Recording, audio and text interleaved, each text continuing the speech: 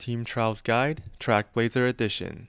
Disclaimer, I am not a top 10, 50, or whatever Team Trials player. I just observe and analyze the top 100 players, and I just want to share what's been working for me with you guys. And if you guys do find this helpful, do leave a like and subscribe, I would greatly appreciate it.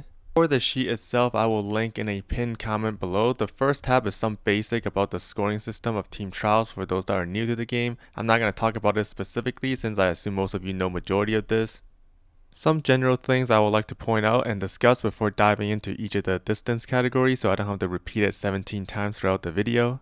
If you have 1LB to MLB SSR Rico, MLB being preferred, you should consider using it for every distance, even sprint.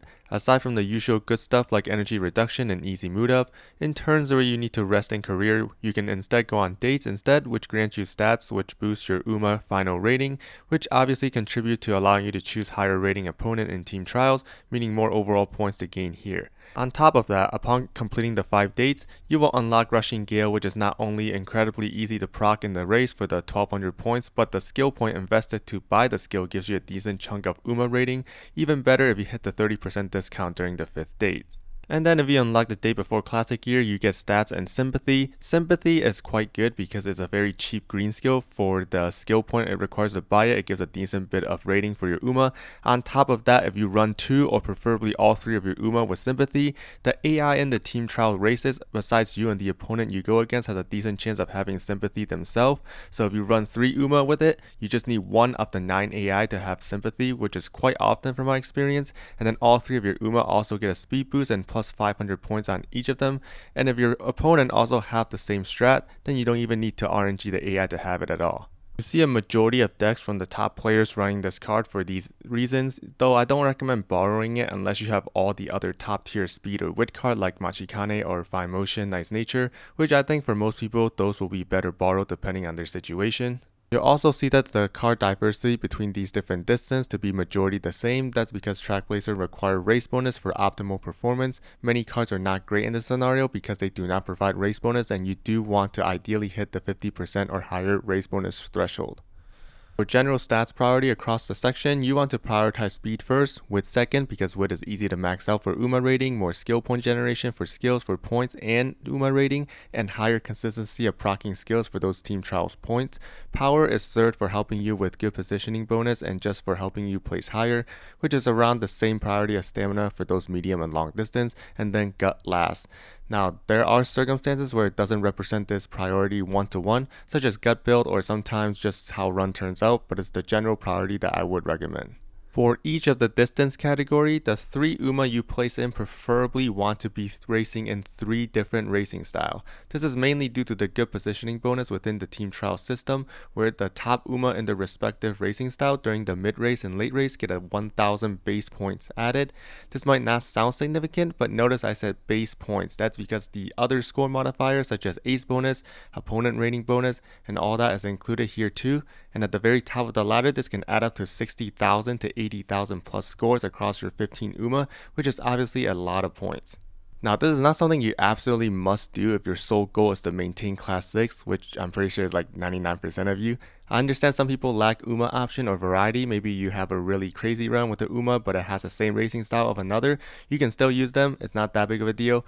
Having 2 UMA in the same position does allow you to have one more chance to get the good positioning bonus for that racing style, so the consistency increase but the maximum potential is lowered. You do not have to do this to maintain class 6, but if you have a variety of UMA, I personally find this strategy very strong if you just want to do and be done. As many of my UMA that I'll quickly showcase later on take 1 or a few run only, and now I'm set until the next scenario. Now, what makes a UMA top tier or not as good that you'll see throughout these sections? Trackblazer emphasizes on us racing a lot with the whole epithet set bonus we can earn from G1 races that give us a ton of stats. So that's aptitude spread potential for the UMA is very important for team trials. More G1 you can race, the more stats and skill points you get, which turns into UMA rating and strength, which turns into big points. These are some other factors. I probably missed a few because I'm dumb as hell, but most notable one are racing style differentiation for specific distance, their training bonuses, unique skill strength and consistency, and then the options of potential level skills for the UMAs.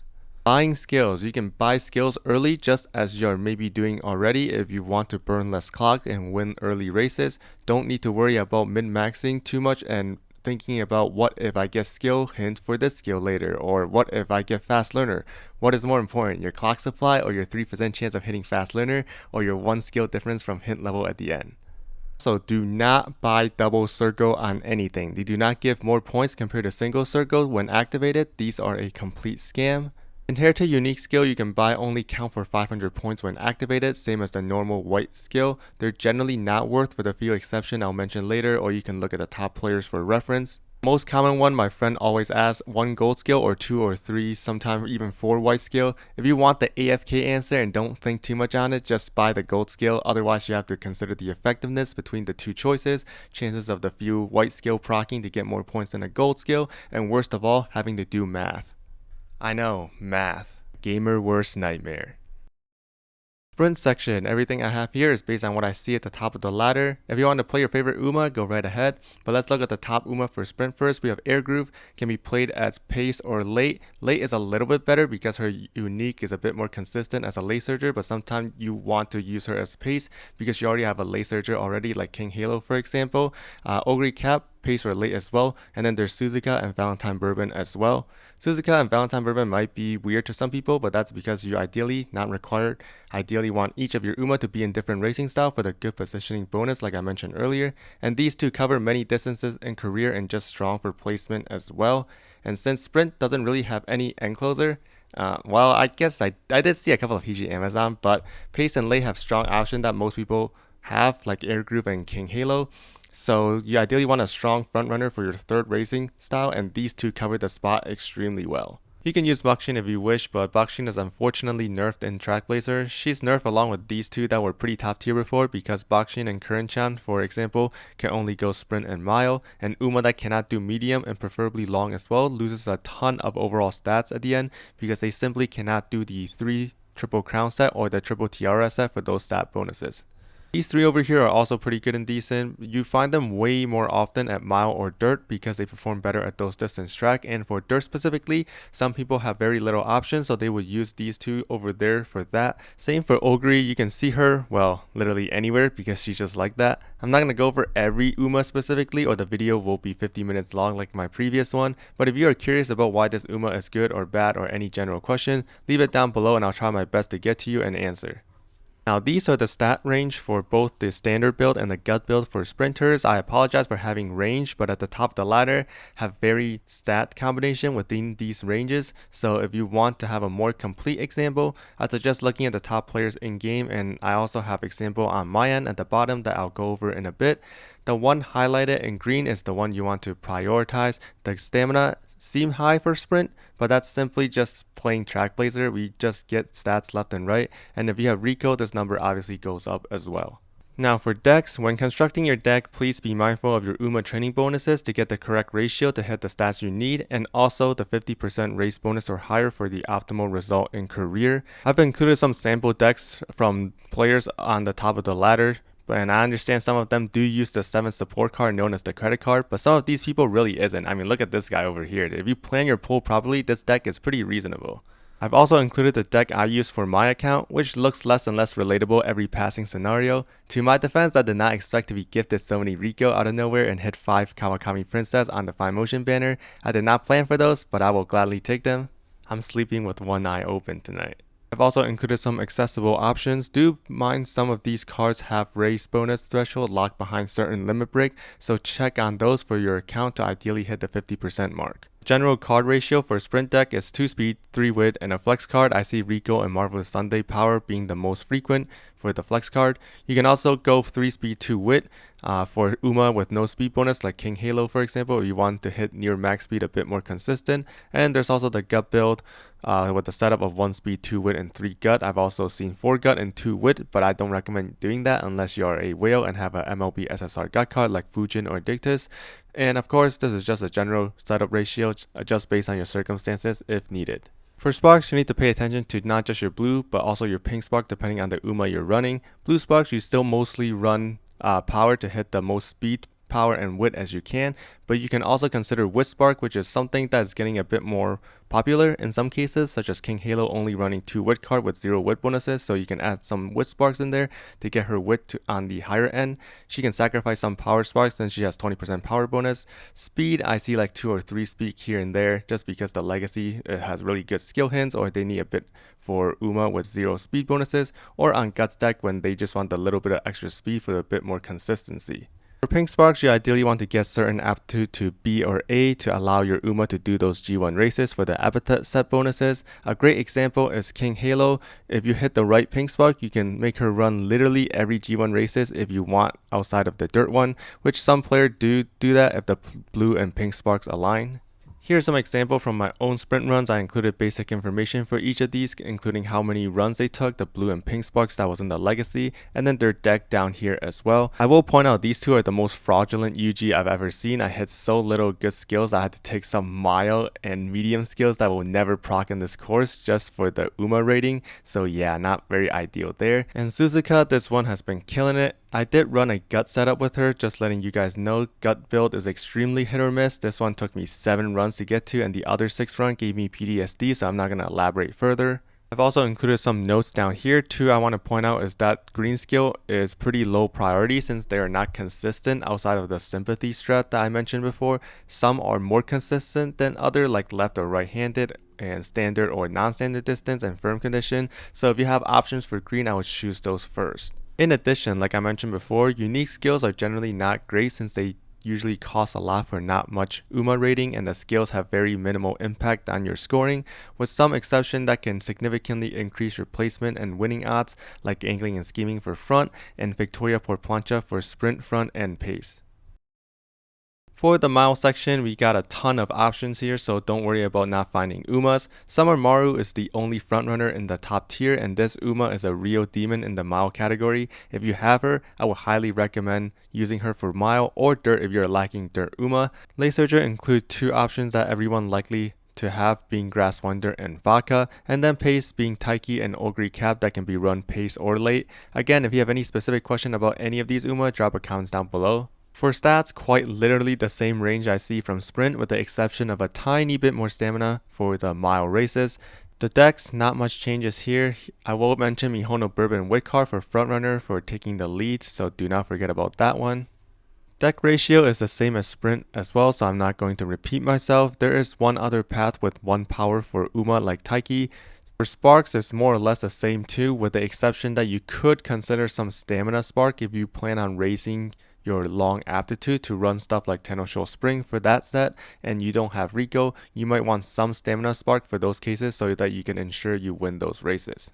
For aptitude, actually let me fix this. Yeah, that's better.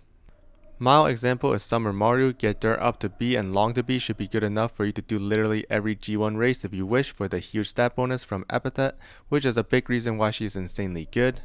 For examples, I'll let you guys look at them at your own pace. Link to the sheet is on the pinned comment. Any questions, you can also drop it down below as well.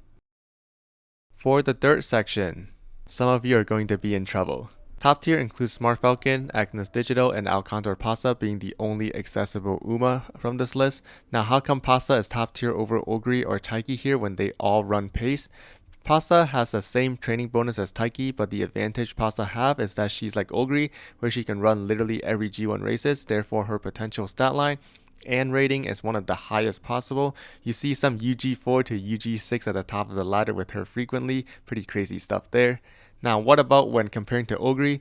Well, most people prefer using Ogre on sprint. That's literally it. That's the main reason. Again, if you have any specific question about any of these Uma, drop a comment down below. For stats, quite literally the same range I see from sprint and mile. I did not include the gut section because none of these Uma work well with gut decks. And speaking of decks, not much changes here. I find this deck ratio the most common for Pasa in particular at the top of the ladder. 2 speed and 2 wit enough to be able to hit max speed and wit, and then Marvelous Sunday power to get you some extra stamina for rating and for those long G1 races, and some extra power with good skill hints on the card as well. Deck ratio pretty much the same as the mile section, so I'm not going to repeat myself. This one over here, the 2 speed, 2 wit, and then a power and a flex card is generally used for Pasa or Taiki usually. Blue Sparks is the same as Mile, again can consider some stamina spark if you plan on running long races. For aptitude, the example here is Smart Falcon. Race turf, race turf, race turf. If you don't get turf to at least a B, she is literally unplayable. Race turf. Because she can't realistically run long races, you want to run the 5G1 dirt race along with the sprint and mile set and go for the triple TRS set for the maximum bonuses. For examples, I'll let you guys look at them at your own pace again. Link to the sheet on the pinned comment. Any questions, you can also drop it down below as well.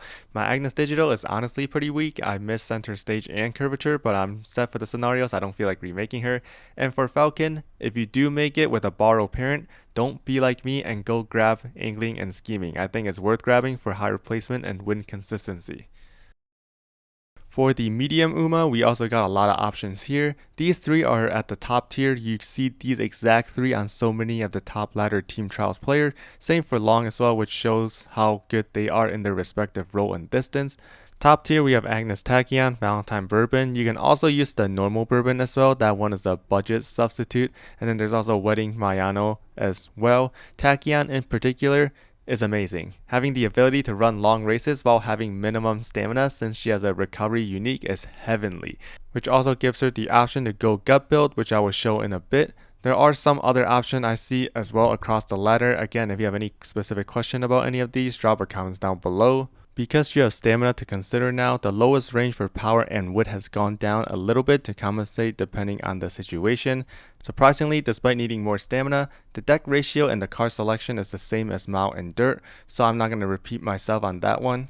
Why is that? Because you can compensate it with stamina sparks. Sparks are more or less the same, with the exception that you can lower your power sparks. For stamina sparks, I see between 3 to 9 stamina spark, the lower end if you have Rico and the higher end if you don't have Rico. We really don't want to use stamina card because using one usually shot our stamina way past than what we need most of the time, so we rather take another type of card for other things that can lead to better results. For aptitude, we will use Wedding Mayano here. Just raise the mile and you'll be good to go. I don't know if this guy in the example purposely got Sprint C to gamble for the sprint set as well, but C stands for cope. It's quite hard to win those G1 races with C. Usually B is good enough, which is an option, but that's a lot of specific pink sparks for Wedding Mayano here in this example, so I'm going to assume this is just a coincidence. For examples, again, I'll let you look at them at your own pace. Link to the sheet on the pinned comment. Question, you can also drop it down below as well. You will notice I have two pace chasers here, Ogre Cap and then Agnes Tachyon. That's because I was making this Ogre for a mile or dirt, but then I hit really good run. That is way overstand for those distance, and I also hit medium S as well.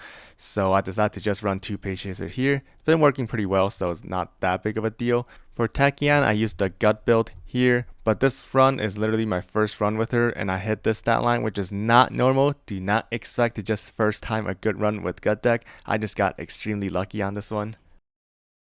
Finally, the long section, pretty wide range of option. Once again, the top tier, just like the medium, you see these exact three at the top of the ladder. Kita-san front, New Year Opera as pace, and then Ghost Ship N. Everyone has Ghost Ship. As much as I hate to say this, just use Ghost Ship. She's just so OP here. For front, if you don't have Kita-san Black, you can consider Valentine Bourbon if you're not using her elsewhere, or Seiyun Sky if you have those two. If you don't have New Year Opera, the other pace option include Halloween Rice Shower or even Christmas Ogre if you're not using Ogre elsewhere, or you can just run Late Surger like Fantasy Grass Wonder or even Tamamo Late Surger, or any of these other Late Surger over here. Again, if you have any specific question about any of these, drop a comment down below. For stats, similar to medium with some adjustment of higher stamina and gut and lower the width on the lower range, you generally do want gold recovery on these Uma, ranging from 1 to 2.5 gold recovery, a white being 0.25 of 1 for this metric's sake. If you have high stamina like 1100, you can go just 1. If it's lower like 950, 2 is better for consistency's sake. This is not a hard rule to follow, but it's just something I observed. The decks, now we want stamina card, and when I say stamina card, I really only mean Super Creek. Best stamina card plus gold recovery of Swinging Maestro is just too good. I recommend borrowing it if you don't have it. You also see some with power cards with no stamina card, like this one over here with the I know Muteki, and then also Amara Vega power card. Those are usually for Ghost Ship, since Ghost Ship has 20% stamina bonus, 10% power bonus, plus Go Home Specialist innately in her kit, plus some stamina spark added in there, and they will not have a problem with stamina. This one with Yaino Muteki, I think it's actually on New Year TM Opera, but that one required a lot of optimization to make it work, so I don't really recommend using a power card with no stamina card if you're not running Ghost Ship. Some deck ratio is something like this with 2 speed, 2 wit, and then a stamina card, mostly Super Creek, and then a flex card. You can also go 3 speed, 1 wit on Uma with no speed bonuses like Ghost Ship and Satono Diamond like me, because I'm lazy and I can't be bothered low rolling speed on summer camp for this.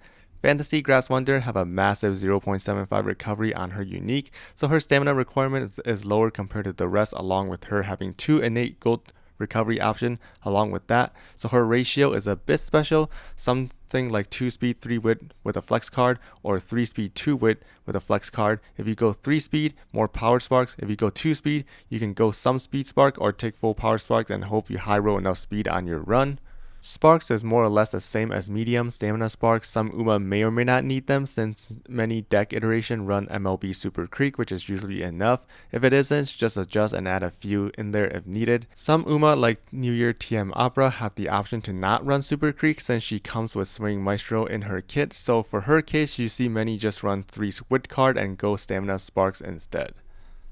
Aptitude, same old process. Funnily enough, all 3 of the Uma I run for long has the same issue where their mount is C, but just raise the C to B or A. For me, B is fine on Ghost Ship since her unique is quite strong, but Kita-san and Satono Diamond, oh my god, on B Mile is actually life support level bad for my clocks from my experience, but I'll let you guys decide for yourself. For examples, I'll let you guys look at them at your own pace, yada yada yada, you guess the drill. I feel like I'm a generative AI at this point, repeating the same thing over and over again. It's really funny for how much I dislike this Uma, she ended up being my highest rating horse. Kinda funny how that turns out. And I also ran Kita-san Black because, well, regardless if she's meta or not, I was gonna run her anyway because she's the GOAT. And then I also ran Satono Diamond as well, since she can't have Kita-san Black without her best friend Satono Diamond. If you separate them, you're just evil. I will say Satono Diamond has not been doing too hot for me in the points department, but they're reunited, so it's worth it. That's it for this video. Thank you so much for watching. I hope this video helped even a little for you guys. If you did find this helpful, consider dropping a like and subscribe. I would greatly appreciate it. If you have any questions, comments, I didn't include something you think I should, or I misspoke or said something wrong, please comment down below and I'll go ahead and adjust the sheet. I would greatly appreciate it. I hope you guys have a great rest of your day. Thank you guys. Have a good one. Take care.